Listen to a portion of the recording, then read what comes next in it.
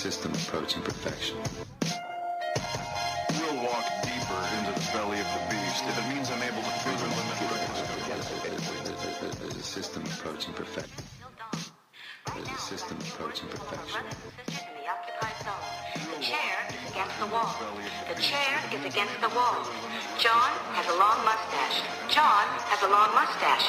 It's 12 o'clock, Americans. Another day closer to victory. In fact, I'm a little worried about this one. Woohoo! Welcome to the Crypto Show. We got a great one today. A privacy legend over here. Ladar Levison from LavaBit. If you don't know who he is, I want to get a little bit of his story and then talk a little bit about what he's doing now and what he's trying to accomplish with dark mail. Wait, I don't know where you are with that, but I like to refer to Ladar as the Howard Rourke of private communications, just because of his story. Well, Danny, you have a very active imagination. Yes. Some would say overactive. Sometimes, definitely. So, tell me the story. How did Edward Snowden's email server? Yeah, Edward Snorton something. Maybe I was snorting something have before you been I came drinking? on here. You know, a couple of days ago, I did break down and have a couple of beers, but since then, no. I think you need to check your liver. Yeah, there's a little bit left in there. If you're still drunk 2 days later. It's not functioning. So Ladar created LavaBit, and this was the email service that Edward Snowden was using, and so they came after LavaBit and said, give me the keys, and, well, tell the story. Oh, I forgot. You forgot already? That was 9 years ago. I can't remember last week. Okay. Well, I mean, we could talk about it a little bit, but yeah, I don't want to go. I've really in-depth. moved on, to bigger and better things. Well, okay. Anyway, but yeah, so what it really reminded me was, or sort of taught me, was that our basic understanding of our rights and how our legal system works, and I say our, being an American in Mexico, got to point that out, right? Isn't quite how we understand it, isn't quite what we think it is. And unfortunately, we don't realize that until we're faced with it up close and personal. how did you get the notice from the government, and what was the court? What did the court order you to do? Well, I guess we could start at the beginning. They showed up and they knocked on my door. Men in black suits, or men in black suits? Describe the picture for us here. I think they were blue suits. Blue suits, two of them. So, you know, I've learned a lot about the FBI over the last few years, and you know, one of the things about how the FBI works is they always operate in pairs, and they have one person who asks the questions and the other person who writes the report on the person asking the questions. So there was one person that I was talking to and another person that was sitting there nodding his head the entire time. And of course, he got everything wrong in his report. I can't remember the name of the form at the moment. I think it's like a DD3 or something like that. I could be getting that mixed up with NYPD, though.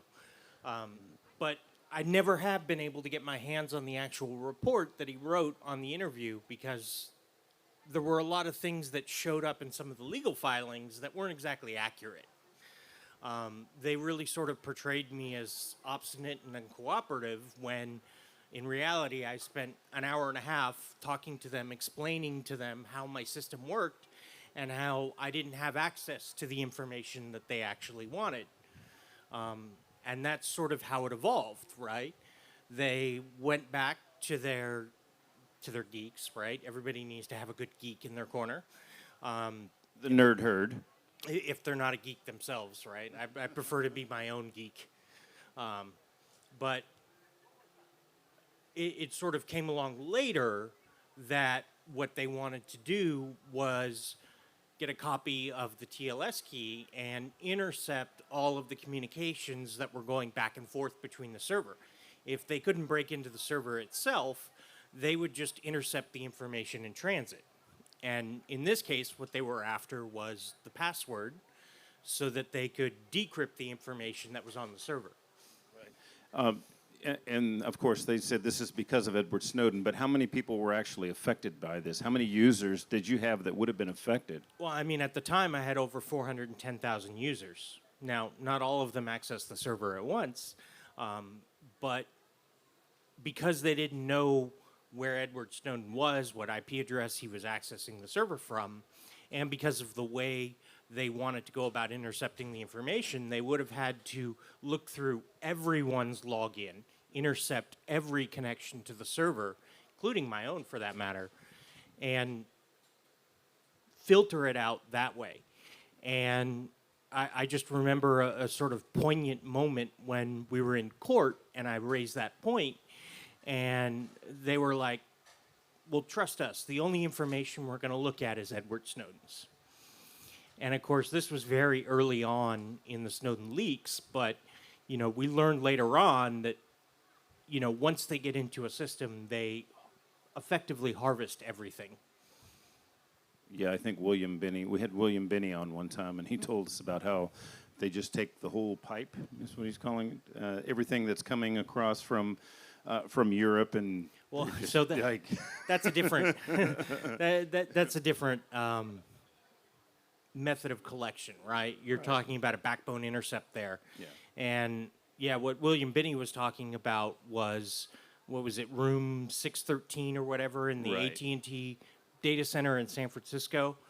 And, what we found out they did is they had a splitter, right? Because everything that goes over long distances at high speeds these days uses fiber optics. So they had a little mirror that would split the light so that it would go in two directions. And one direction would go to the machine that would capture all the information for the NSA, and the other would go to the AT&T network and send the information along its way. So they were effectively copying everything. Jesus. And if we go back to 2013, people like me who were in the information security industry, I don't think any of us were really surprised to learn what they were doing. We always sort of knew that the only organization out there that had the capabilities to intercept everything in bulk like that was the National Security Agency. We just kind of thought No they were a such little. agency. We just kind of thought they were a little more selective at the time. They're the only part of government that listens to everything. I could make a comment about you and your personal relationships and somebody not listening to you, but I think I'll just leave it to the imagination. Right. Were there other people that they were actually targeting? I mean, I know they said that. Did you have other high-profile people that were using LavaBit that you assume, or that they had mentioned? That were No comment. Part of the search. Okay. I think I'm going to stick to no comment. No there. comments. So, with all of the leaks and stuff now, with Proton Mail, Telegram, Signal, everybody's getting hacked now. What's the answer? Yeah. So, we go back to 2013, and a lot of people don't realize that, one of the sort of unique elements. Everybody sort of asks, why is it the first time that this happened to you? Why haven't we heard about this before? And if we go back to 2013, I was sort of in the unique position where I had actually designed a secure system, and I was willing to resist. And that was sort of a unique combination of factors that you don't really find elsewhere. It's really easy to spin up a system and say it's secure. It's a lot harder to actually deliver on that. What did they do? What did they do to try to pressure you, intimidate you, get you to give up what they wanted?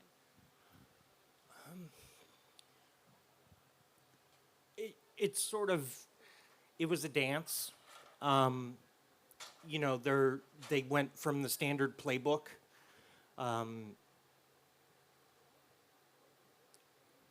They did several things. It's sort of, it's hard to quantify the intangibles versus the tangibles. I guess I can start with the tangible. There was a contempt of court order that said I was going to be fined $10,000 a day until I turned over the keys. That, by the way, came after I printed them out and turned them over. Right. How much time did you give your users to get their data off and shut their accounts down? Well, I wasn't able to give them any time, unfortunately.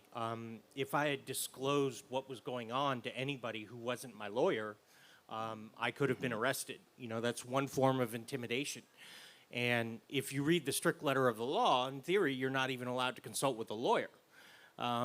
There's very little case law out there on that particular issue, but there are a couple of cases that basically say, yes, you have the right to contact a lawyer and tell them about it. But, you know, I couldn't put out a call for help. And that actually, believe it or not, made it really difficult to find a lawyer. You know, there are several mailing lists on cyber law, including a really good one out of Stanford, that I considered posting to and requesting legal assistance. But, you know, if I had made that, even anonymously, it was such a unique set of circumstances that it could have been easily considered disclosing what was going on, and I could have been arrested for that. So I had a lot of long conversations over the course of several days, and of course this is all moving incredibly quickly. You know, when you hear about cases that take a year or 2 years to make their way through the courts, my whole thing was over in about 6 weeks. It was incredibly fast, and they only gave me about 48 hours to find a lawyer, which is really hard when you're trying to do it in a jurisdiction that's about 1,500 miles away. And you printed out the key to turn over to them. Can you So, describe the that printing was- of the key? That was really about buying me time. You know, I didn't understand the process of resistance as well back then, and I thought I had to comply and then I could appeal. But the idea was I would print out the keys. Well, if we're going to get into the full story, it means you're not going to cut me off. You know, originally I was subpoenaed to fly to D.C., and I had to take the keys with me, which meant traveling through a TSA checkpoint, carrying the keys in a form that I could turn over because I couldn't decrypt them and turn them over when I got there. So originally the idea was I print them out and I put them in a sealed envelope so that I could carry them through security and know that if they were compromised, you know, when you talk about cryptographic security, you talk about it in a lot of the same ways you talk about a physical safe. How long does it take to break, and can they break it without leaving behind evidence that it's been broken? So it was really about finding a way that I could carry them with me, and as a result, I printed them out using a font that I knew wouldn't photocopy, scan, or OCR very well. And it was really about being able to take them with me. Well, shortly after I got back, they issued the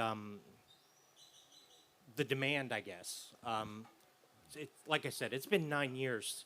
Some of these terms are starting to escape me, and that's a good thing.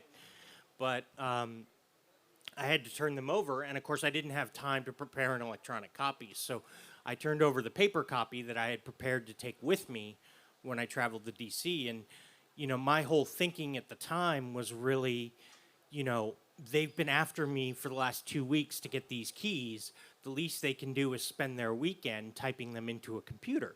You know, it's only 9 pages of solid text, you know, 12-point font. Of course, you know, the C's looked a little bit like O's, and the F's looked a little bit like 8s, and, you know, the types of characteristics that you would look for in a font that doesn't digitize very well. But my thinking was that would buy me the time I need to get some large external hard drives, back up the data, and shut down the system.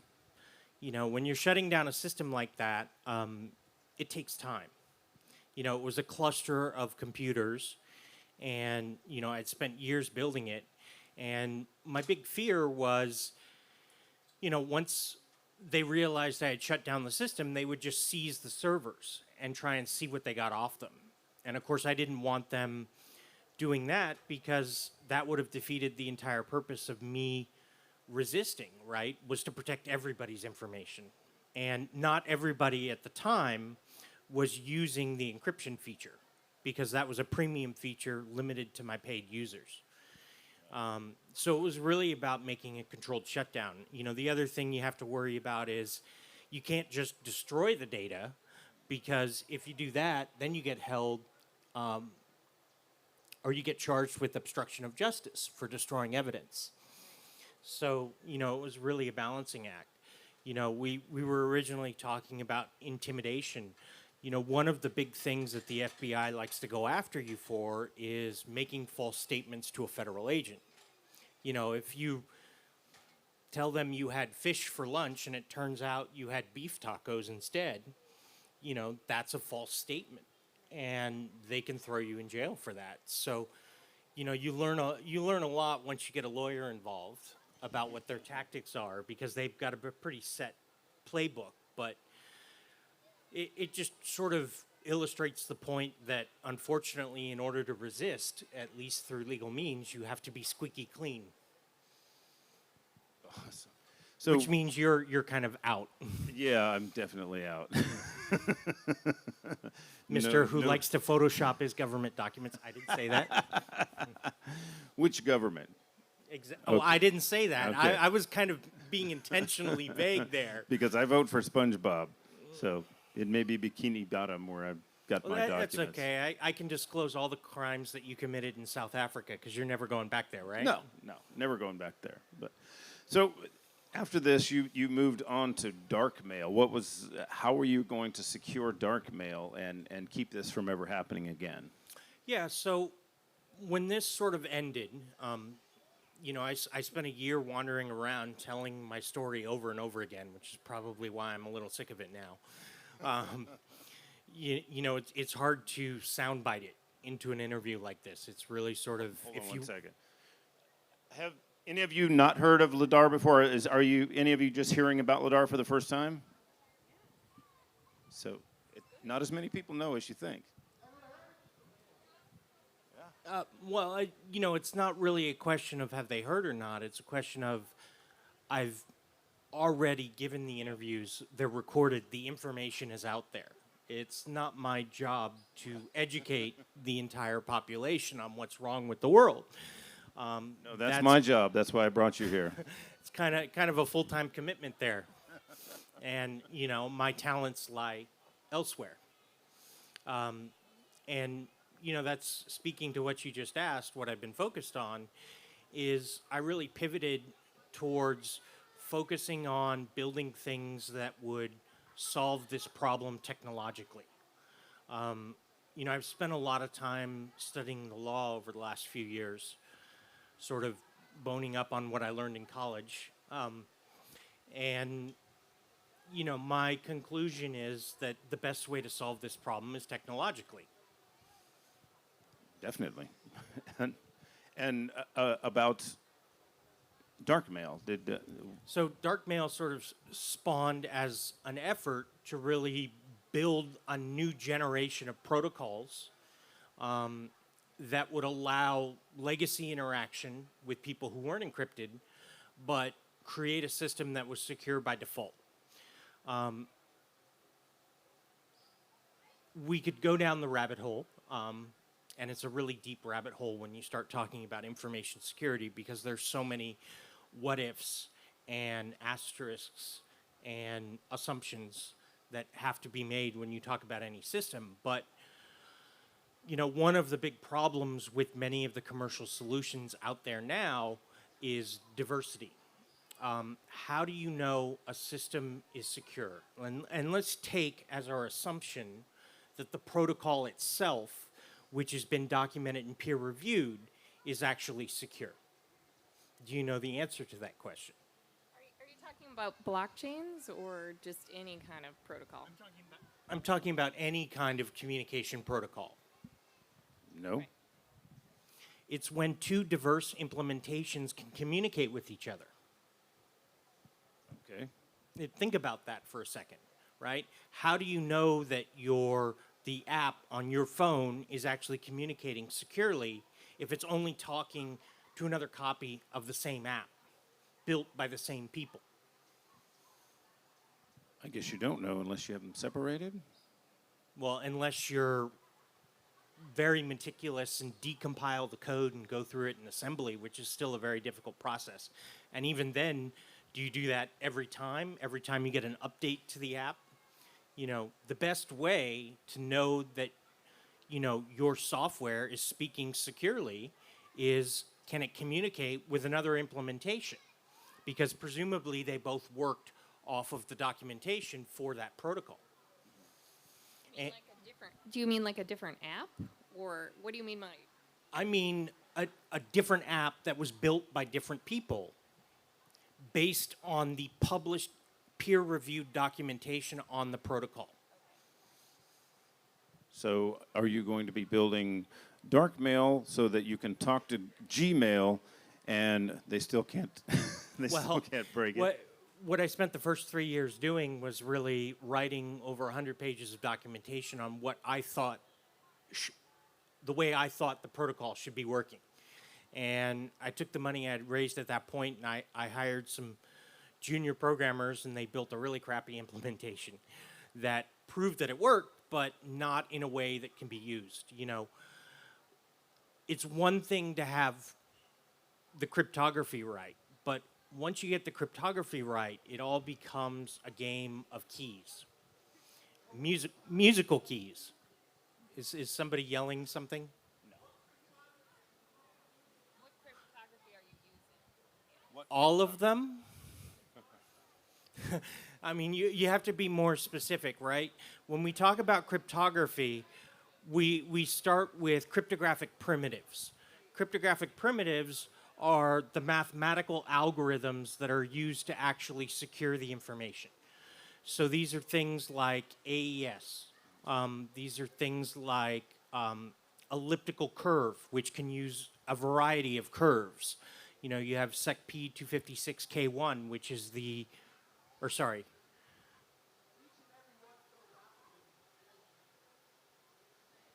We're getting more comments from the peanut gallery. I can't make them all out.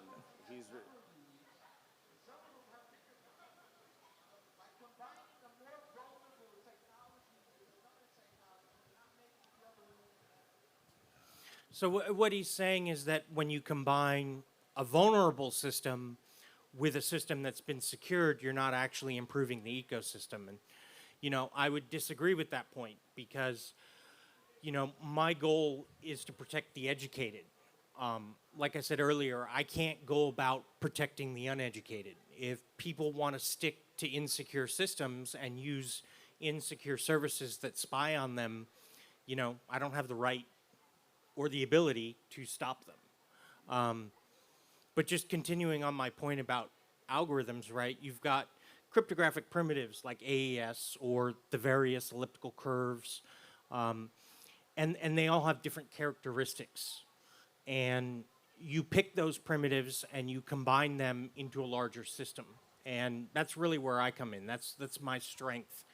You know, I'm not a mathematician. I look to the community to sort of pick out the algorithms that they think are most secure. But you have to understand the flaws, the pros and cons about each primitive in order to combine it and build it into a secure system.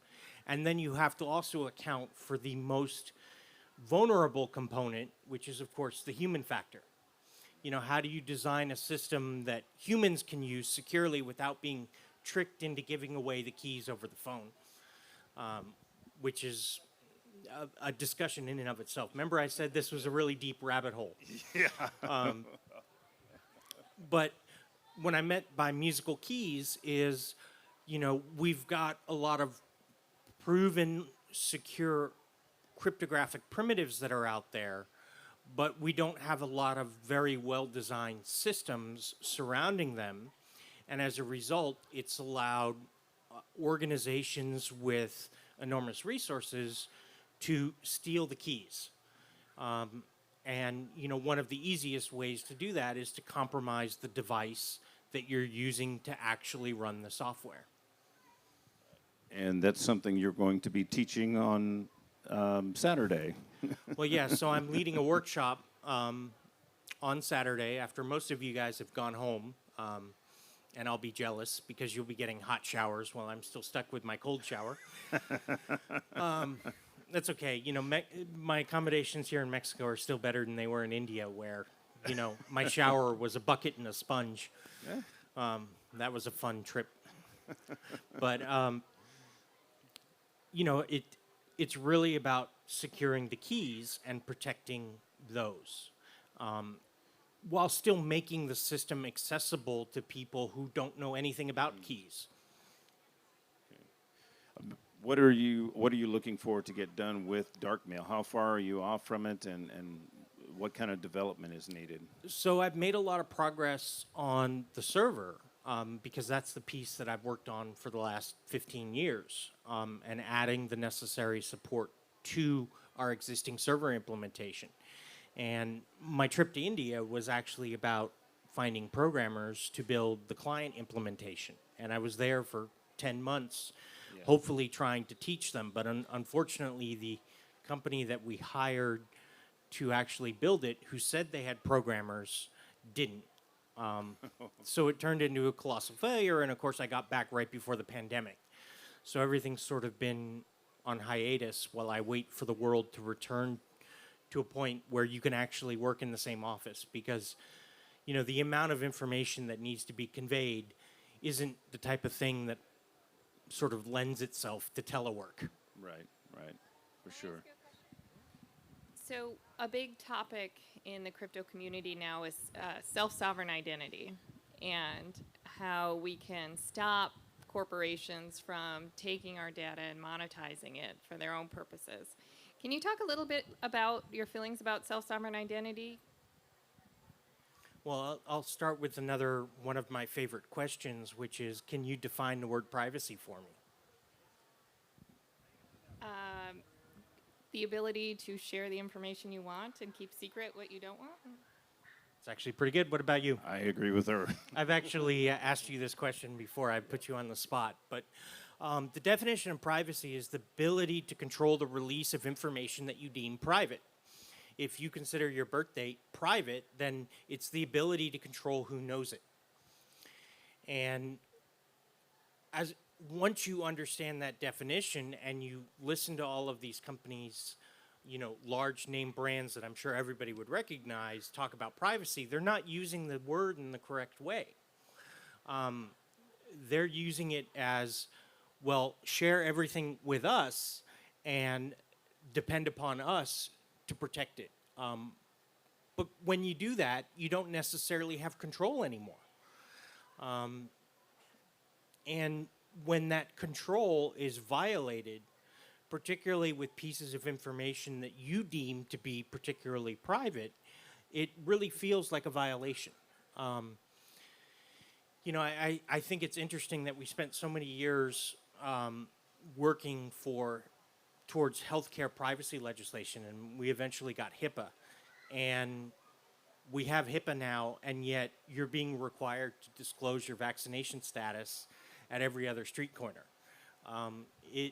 It just feels like a contradiction, and sort of a misuse of the word privacy and understanding of it. So I am certainly all for being able to exert agency over your own information, over your own identity, and over your own property. Yeah, how Does are that they answer getting your away? question? Yes, but the way these platforms work now, they say, you know, here are 20 pages of terms of service. If you want to use it, you're just agreeing to everything. And my fear with self-sovereign identity is, yes, theoretically, we'll be able to disclose what we want and keep secret what we want. But the way these systems are going to be built is they're just going to force us to disclose anyway, or they'll say, well, then you can't participate. So do you think we need to build our own replacements for all of these digital services, digital institutions? Do we need to build replacements for the mainstream services? Yes. Or at least force them to evolve into something that we're all comfortable with. You know, when I was designing Darkmail, one of the problems I had to come to deal with was people use email in very different ways. You know, some people like to use it in a web browser, for example. And you can't secure a web browser or a web implementation the same way that you can secure an application running on a device that you control, that you've downloaded ahead of time. When you download the code and the encrypted data from the same place at the same time, there's always that possibility that something nasty has been slipped in. And that's in fact what happened to Hushmail. Was I forget, it was the leaker, the one that works at the Apple Store now. Oh, that got Hushmail shut down? Yeah, not Ellsberg. I know Cliff. That's about all. Yeah, Cliff was there, but he had actually left the company by then. But no, it was Drake. Was it Tim Drake? Draper? Draper. Tim Draper? This intelligence analyst that went to the media before the precursor to okay. Snowden. That's not Tim Draper. I was referring to a crypto guy named Tim Draper. No, Actually, it was investment Drake, wasn't it? Oh Anybody yeah, know? Thomas Drake. Thomas Drake. Right. Yeah. Sorry, but like I said, this has been a long time. The memory fades. Yeah, they're all Thomas Drake, John Kiriakou, William Binney. They're all represented by Drake. I think Drake was the one who was using Hushmail at the time, but he was using the web implementation. So he was actually downloading a Java client into his web browser, and that was actually performing the decryption. So the way the FBI got him was they forced Hushmail to insert malicious code into that implementation so that when he downloaded it, it captured his encryption keys. And their lawyer, Jesselyn Raddick, got attacked by the government at every turn. Every legal firm that she went to work for, they attacked her. And finally she said, fuck it, and she just made a legal firm that protects whistleblowers. So that's her new Yeah, thing because that now. was The back Whisper, when she was still with the Government Accountability Office, right? right. Yeah, so, you know, one of the things that you have to remember, and this goes back to those FBI agents that we started this conversation with, is every single one of them believes 110% in what they're doing. They go after their targets with the same zeal that they would, you know, somebody they've seen committing pedophilia, right? Or murder, or any of these horrendous crimes. They believe it all the way to their core. They've actually been, you know, some would say indoctrinated, right? By the time they get to the position of field agent or senior agent, they've had so many years coming face to face with the evils of this world that they feel they have to do anything in order to get a conviction. And of course, many prosecutors share that same sort of mentality. And it's dependent upon us who are still sort of aware of the consequences, that the means don't justify the ends, to push back against that zeal. Because we both believe that what we're doing is right. And when you've got two people who believe in opposite things and both are convinced that it's right, you have conflict.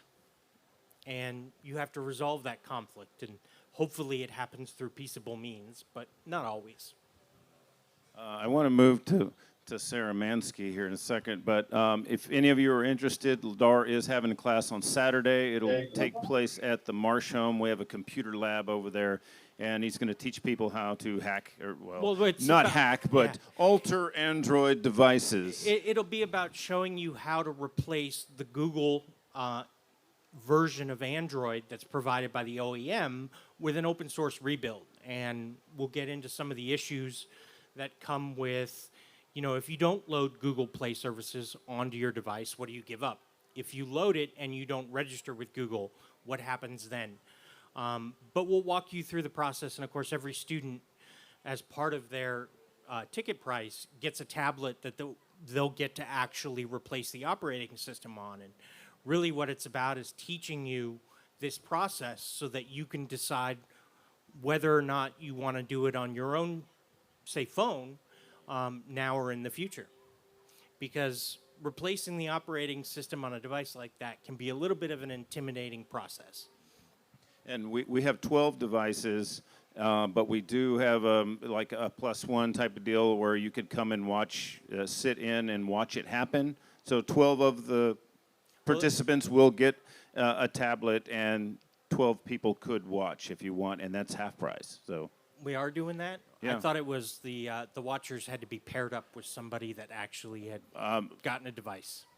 well, they can pair up. If you know someone with a device, pair up with them. Yeah, if you know somebody who's actually taking the class and you want to ride shotgun with them, be the sexy assistant, that holds the pliers and the paper clips, then yes, you can pay half price and join us. Yeah. Go ahead. It'll start afternoon. I think it's from 1 to 5, and at the Marsh Children's Home across the highway, or across the road over there. So Yeah, and it's $99 yeah. Saturday, yes. through the website. You can purchase a ticket. Yeah, you can purchase the ticket online, or if you just show up and there's an extra one, I'm sure we can just do it cash or however. He takes Venezuelan bolivars. You keep telling me that it's going to sell out. Well, I don't know. I haven't looked at it, but last week there was only it was halfway sold then, so I'll have to ask. At Anarchapulco.com in the ticket section, you just Go to down. the in-person workshops. Yeah. Yeah, Free Your Droid is the name of it. awesome. All right, Sarah.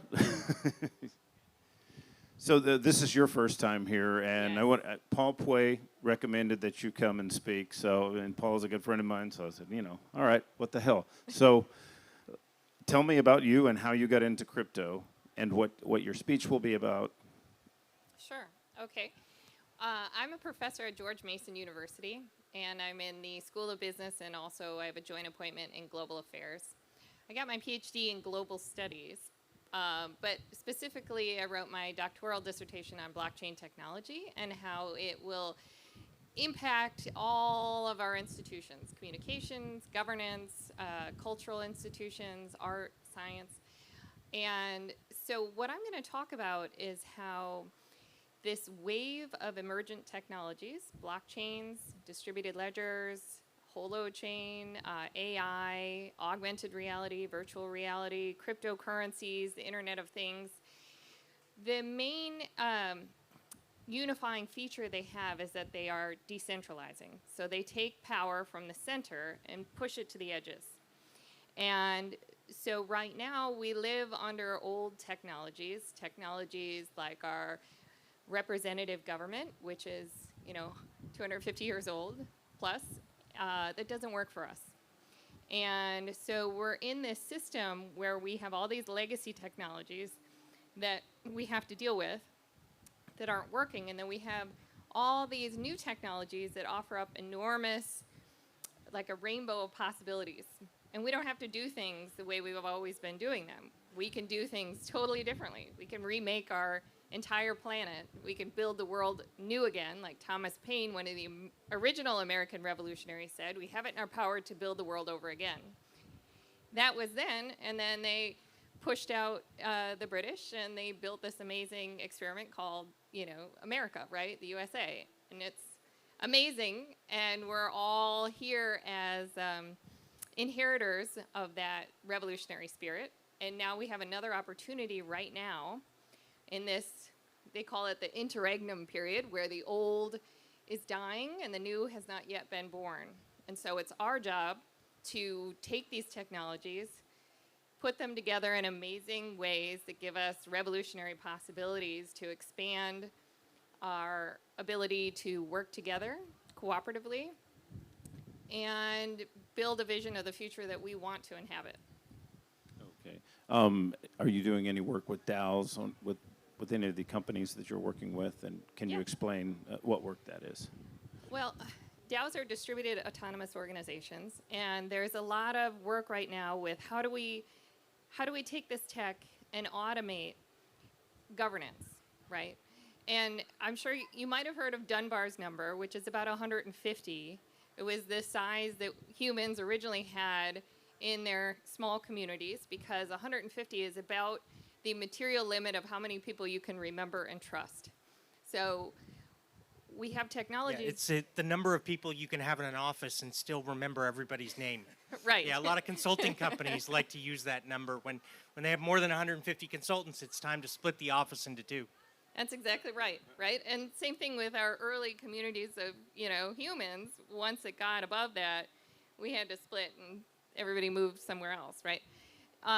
So that's always been a limitation. And so we developed this technology to govern places like the United States that are much bigger. And we've been limited by that, the material ability of our brains to do that. But now with distributed ledgers, they call them trustless systems because we trust the software. We don't have to actually trust the person on the other end that we're transacting with. And that enables all kinds of different types of organization as humans that we haven't been able to do before. So DAOs are one iteration of that. There's a lot of experimentation. People are still trying to figure out how to design the tokenomics to incentivize the behavior you want and disincentivize the behavior you don't want. And so there's a lot of experimentation going on with DAOs right now.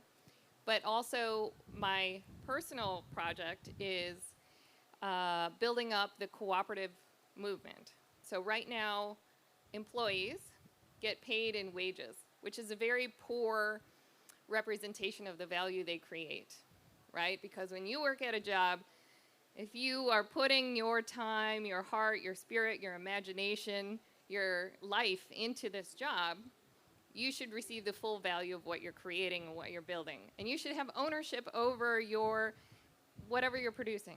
And right now, for most people, that's not the case. Most people are underpaid, undervalued, underrecognized. They're just being treated like machines in this big system. Many are overpaid.